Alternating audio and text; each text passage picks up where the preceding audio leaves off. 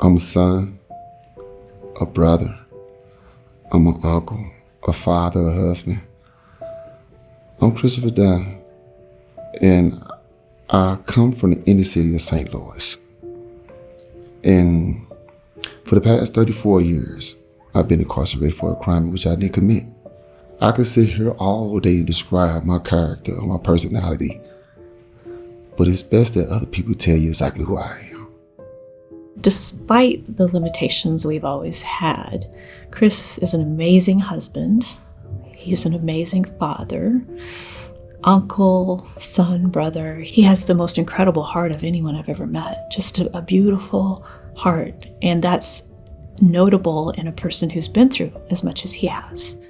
Chris Dunn was convicted in 1991 of the murder of a 15-year-old boy named Rico Rogers. He was convicted based solely on the testimony of 2 eyewitnesses to the crime. And those eyewitnesses were only 12 and 14 years old at the time, and that was the only testimony against him. The state in Chris's case had nothing except the testimony of the 2 eyewitnesses, who, again, were young kids at the time.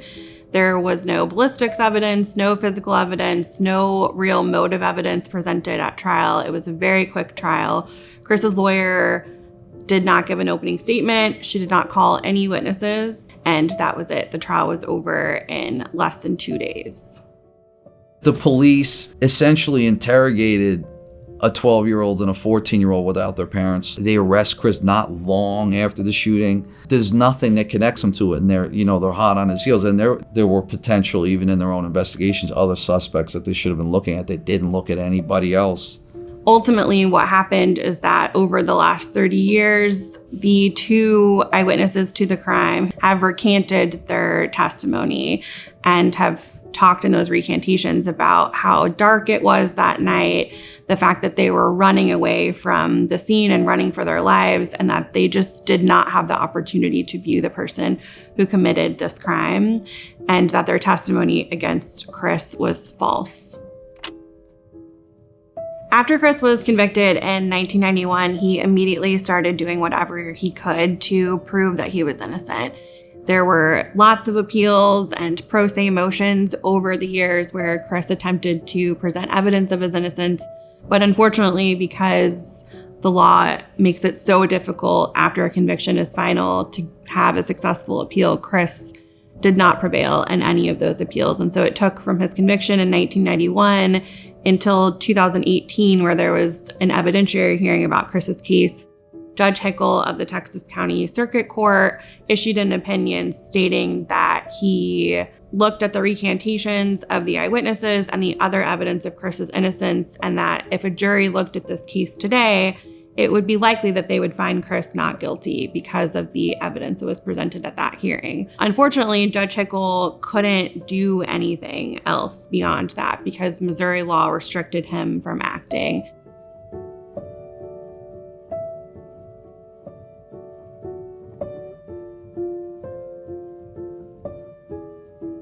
You don't really see judges say that no reasonable juror would convict a man with the evidence in front of me, but I can't release him.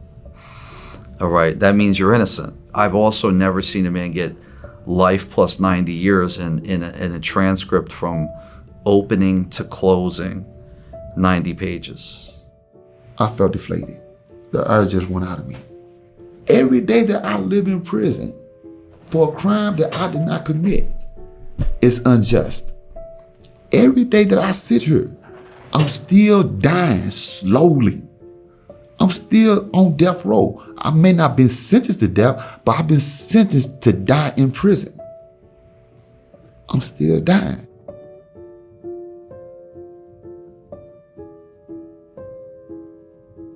The Midwest Innocence Project took on representation of Chris in early 2023, and we knew that the best option for him would be that the St. Louis City prosecutor would feel compelled to file a motion to vacate Chris's conviction. But they also wanted to do their own independent investigation, and so they spoke to witnesses, they looked at expert reports, and they ultimately decided in February of 2024 that there was enough evidence of Chris's innocence to file a motion to vacate, and they filed that motion this year.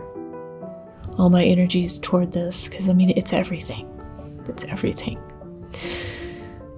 It's everything, you know? I mean,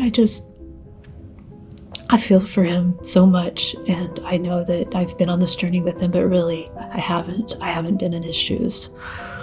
And he deserves this so much. He's the most deserving person, and I'm just hopeful that this is it, that this is really it. This is an easy one. Christopher Dunn is an easy case. He was found innocent by an independent judge. Then then you have a circuit attorney that concurred, right? The AG has already had a crack at trying to refute Chris's case. They lost, and this is torture. And it really is. I have many clients that are at that line of where they're almost at the door, right? And it's actually torture. I mean, he's a hostage. He has been kidnapped by the United States of America.